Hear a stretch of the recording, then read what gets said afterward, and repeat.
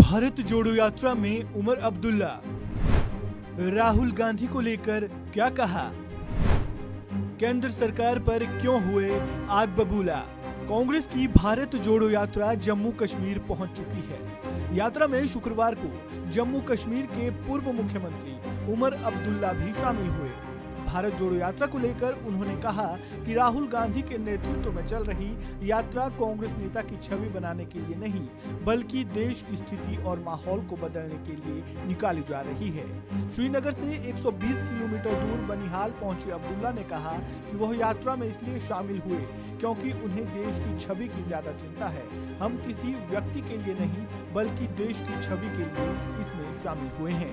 ने सवाल पूछा, ये यात्रा राहुल गांधी जी ने अपनी इमेज को बनाने के लिए नहीं किया।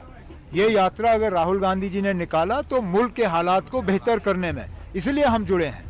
हम यहाँ किसी एक फर्द की इमेज के लिए नहीं, इस मुल्क की इमेज के लिए हम एक साथ आए हैं। तो स्टेटहुड रेस्टोरेशन की बात की राहुल गांधी ने, लेकिन आर्टिकल 370 के हवाले से कुछ देखना, ये वो कांग्रेस की अंदरूनी बातचीत है। मैं तो आज भी मान के चलता हूं कि 370 जम्मू कश्मीर की जो खसूसी पोजीशन थी वो हमारी विरासत कम और कांग्रेस की विरासत ज़्यादा है।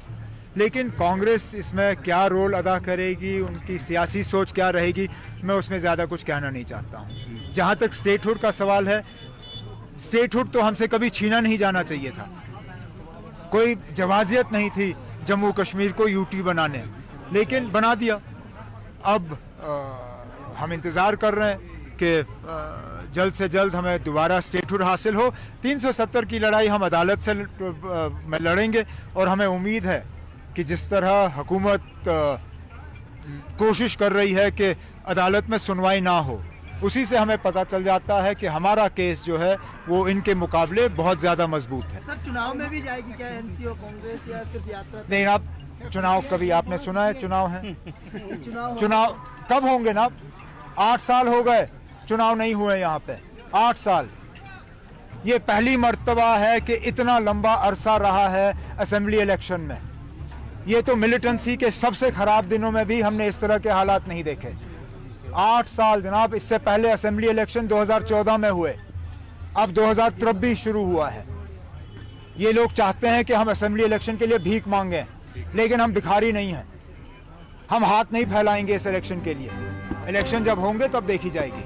इस बीच जम्मू कश्मीर बीजेपी के अध्यक्ष रविंदर रैना ने कहा कि बीजेपी प्रदेश में विधानसभा चुनाव के लिए तैयार है। अगले चुनाव में बीजेपी प्रदेश में सरकार बनाएगी और ये सरकार पूर्ण बहुमत की सरकार होगी। बता दें कि सोमवार को कठुआ में बीजेपी के राष्ट्रीय महासचिव तरु जग और केंद्रीय मंत्री जितेंद्र सिंह, सांसद जुगल किशोर शर्मा के बीच बैठक हुई थी। बैठक के बाद रविंदर रैना ने कहा था कि हम प्रदेश में चुनाव के लिए तैयार है।